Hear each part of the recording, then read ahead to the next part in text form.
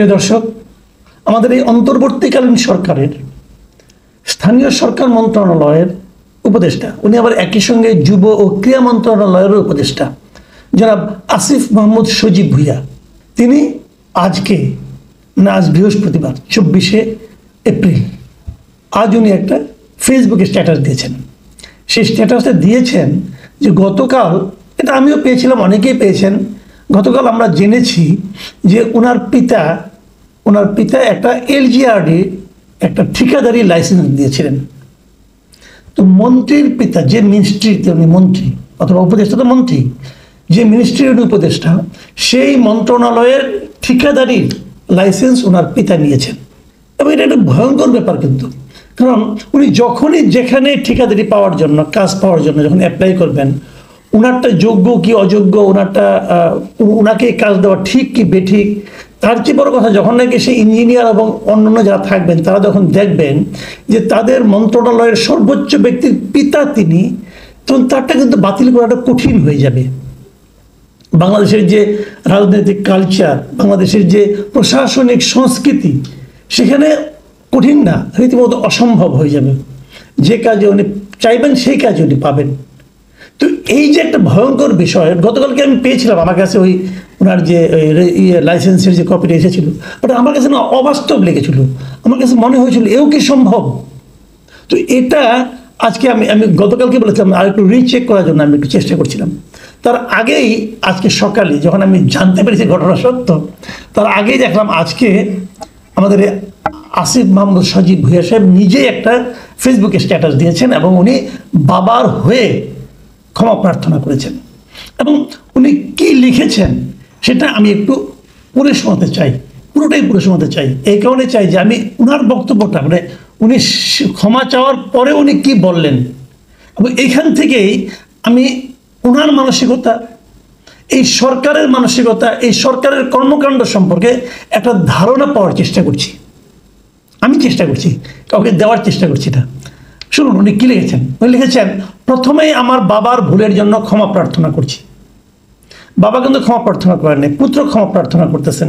ওকে, তারপর শুনুন, গতকাল রাত 9টার দিকে একজন সাংবাদিক কল দিয়ে আমার বাবার নামে ইস্যুকৃত ঠিকাদারি লাইসেন্সের বিষয়ে জানতে চাইলেন। বাবার সাথে কথা বলে নিশ্চিত হলাম তিনি জেলা পর্যায়ের, মানে জেলায় নির্বাহী ইঞ্জিনিয়ারের কার্যালয় থেকে ইস্যুকৃত একটি লাইসেন্স করেছেন। বিষয়টি উক্ত সাংবাদিককে নিশ্চিত করলাম। তিনি পোস্ট করলেন, নিউজও হলো গণমাধ্যমে, নানা আলোচনা সমালোচনা হচ্ছে, তাই ব্যাখ্যা দেওয়ার প্রয়োজন বোধ করলাম। ঘটনাটা মোটামুটি বোঝা গেল, কিন্তু উনি ব্যাখ্যা দিচ্ছেন কেন? উনি ব্যাখ্যা দিচ্ছেন যেহেতু এটা নিয়ে নানা আলোচনা সমালোচনা হচ্ছে, আলোচনা সমালোচনা হওয়ার জন্য উনি ব্যাখ্যা দিলেন। কিন্তু ঘটনাটা সঠিক ছিল কি বেঠিক ছিল এটা নিয়ে ওনার কোনো বক্তব্য নাই। উনি ব্যাখ্যা দিচ্ছেন যেহেতু এটা নিয়ে আলোচনা সমালোচনা হচ্ছে। যদি আলোচনা সমালোচনা না হতো তাহলে কি উনি ব্যাখ্যা দিতেন না? উনি কি অ্যাকশন নিয়েছেন দেখুন। যার কাছ থেকে লাইসেন্সটি পেয়েছেন, যে প্রকৌশলী কাছ থেকে পেয়েছেন, সেই নির্বাহী ইঞ্জিনিয়ার যিনি আছেন, উনি কি জানতেন না এই লোকের পুত্র ওনাদের মন্ত্রী? ওনার কিন্তু উচিত ছিল তখনই তার মন্ত্রীকে ইনফর্ম করা। আমার ধারণা করেছেন, পুত্র বলেছেন দিয়ে দেন, বাবা চাইছে, নিশ্চয়ই আমাদের কোনো ধান্দা ছিল। অথবা যদি নাও দিয়ে থাকেন তাহলে ওনাকে কিন্তু বলা উচিত, তুমি কেন ইনফর্ম করো না? অনেকে, সবাই তো আর মন্ত্রীর মতো অত প্রাজ্ঞ নন, অত জ্ঞানী নন। অনেকে অনেকভাবে লোভের কারণে প্রভাবিত হতে পারেন। ওনার তো খালি পিতাই না, ওনাদের আরও অনেক আত্মীয় স্বজন আছে, তো তারাও তো আসতে পারে। তাদের সবগুলি কি উনি এভাবে দিয়ে দেন? এটা কিন্তু বড় পয়েন্ট। উচিত ছিল যে তাকে ইনফর্ম করা।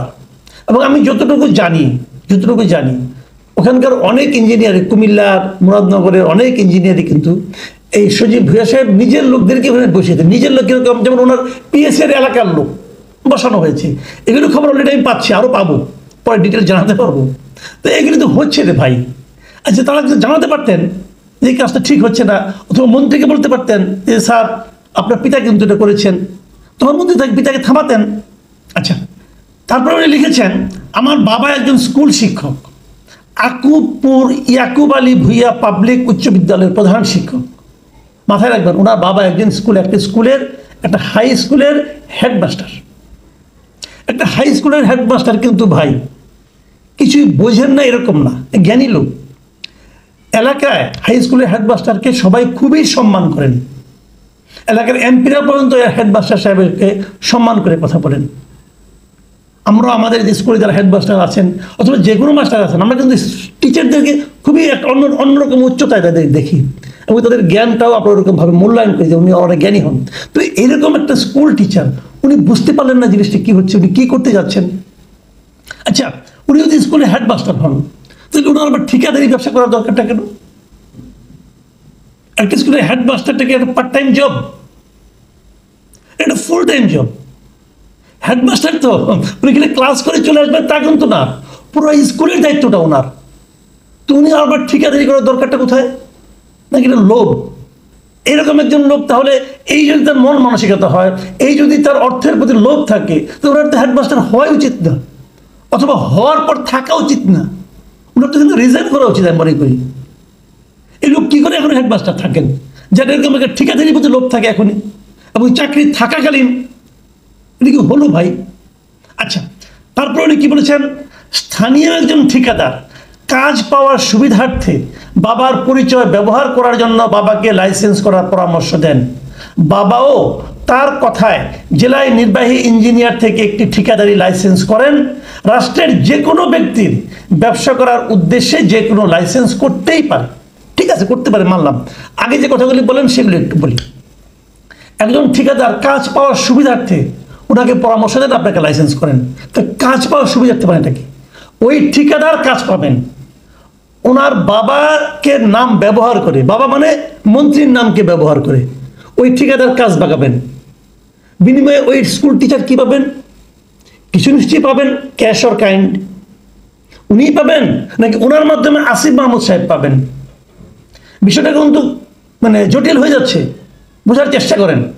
একজন বয়স্ক মানুষ ওনাকে, এবং স্কুলের হেডমাস্টার ওনাকে একজন ঠিকাদার বলল যে চাচা আপনি যদি লাইসেন্সটা করেন তাহলে আমি কাজ পাই। তো উনি লাইসেন্স করলে তুমি কাজ পাবে কেন? কারণ উনি যেনতম চাচা নন, উনি মন্ত্রীর বাবা। অতএব ওনাকে সামনে রেখে তুমি ব্যবসাটা পাকাবা এবং ব্যবসাটা নেওয়ার পর তুমিও ওরকমভাবে উল্টাপাল্টা কাজ করবা, কাজ করার নামে কাজ করবা। তোমার মন্ত্রী বাবা তোমার সামনে আছে ঢাল, কাজের কোনো মান নিয়ে কোনো প্রশ্ন উঠবে না, বিল নিয়ে কোনো প্রশ্ন উঠবে না। এই যে তুমি পাবা, বিনিময়ে চাচা কি পাবেন? চাচাও কিছু পাবেন। এবং চাচার ওই প্রাপ্তিটা কি নৈতিক হবে? এটা কি নৈতিক প্রাপ্তি বলা যাবে? এবং এই প্রাপ্তির অঙ্কটা কি আর কোথাও যাবে না? এটা কি হচ্ছেটা কি? আপনার এই কথাটা বলুন। আচ্ছা, মন্ত্রীর বাবা যে তার পুত্রের পরিচয়টা এই ঘটনার মাধ্যমে আমি মনে করি এটুকু প্রমাণিত হয় যে মন্ত্রীর বাবা তার পুত্রের পরিচয়টা এলাকায় বেশ ভালোভাবেই ব্যবহার করে থাকেন। ব্যবহার যে করেন তার প্রমাণ ইতিমধ্যে কিন্তু আমরা পেয়েছি। আমি কয়েকদিন আগে বলেছিলাম একটা কথা, যে উনি একটা সভায়, যে প্রায় ধর্মসভার মতো, ওখানে যে উনি কিন্তু প্রকাশ্যে বক্তৃতা করেছেন, যে উনি বলেছেন, আমি নিজে শুনেছি, ভিডিওটা আমার কাছে আছে, যে উনি বলেছেন যে আমার ছেলে দেশের সবচেয়ে বড় গুরুত্বপূর্ণ মন্ত্রণালয়ের মন্ত্রী। উনি এই এলাকায় কয়েকটা মসজিদে কি 10 লাখ টাকা দিয়েছেন বলেছেন। উনি এগুলো বলার মাধ্যমে কি প্রমাণ করার চেষ্টা? তারপরে এটাও বলেছেন যদি আপনারা চান তাহলে উনি ইলেকশন করবেন। ইলেকশন কিভাবে করবেন? উনি তো এনসিপির কেউ না। উনি তো বলেন যে আমি এনসিপি করি না, এনসিপিও বলে উনি আমাদের সঙ্গে নাই। তাহলে এনসিপিতে উনি ইলেকশন করা কনফার্ম হয়ে গেল। ওই এলাকার সমস্ত লোক জানে যে আসিফ মাহমুদ সজীব ভাই আগামীতে ইলেকশন করবেন এনসিপির হয়ে, সবাই জানে যে তারা একটা প্রমাণ দিচ্ছি আমি। কদিন আগে ওখানে বিএনপির একটা জনসভা হয়েছিল, পার্শ্ববর্তী একটা ইউনিয়নে এনসিপিও একটা জনসভা করেছিল। সেই এনসিপির জনসভায় প্রধান অতিথি কে ছিলেন? প্রধান অতিথি ছিলেন এই মন্ত্রীর পিতা, মানে এই সজীব ভুঁইয়ার পিতা। আসিফ মাহমুদ সজীব ভুঁইয়ার পিতা সেখানে প্রধান অতিথি ছিলেন। কোন বিবেচনায় থাকতেই পারেন, একটা স্কুলের হেডমাস্টার, মুরব্বী মানুষ এরকম একটা জনসভায় থাকতেই পারেন। কিন্তু সবাই তো জানে যে সজীব ভুঁইয়ার পিতা হওয়ার কারণেই তাকে ওখানে প্রধান অতিথি করা হয়েছে। তার মানে পুত্রের এই ক্ষমতাধর পুত্রের এই পরিচয়টা উনি মোটামুটি ভালোই ব্যবহার করেন এলাকায়, এবং এই ব্যবহারের মাধ্যমে মানুষের কাছ থেকে বাড়তি শ্রদ্ধা পান কিনা জানি না, সমীহটা পান, এটা আমি শিওর।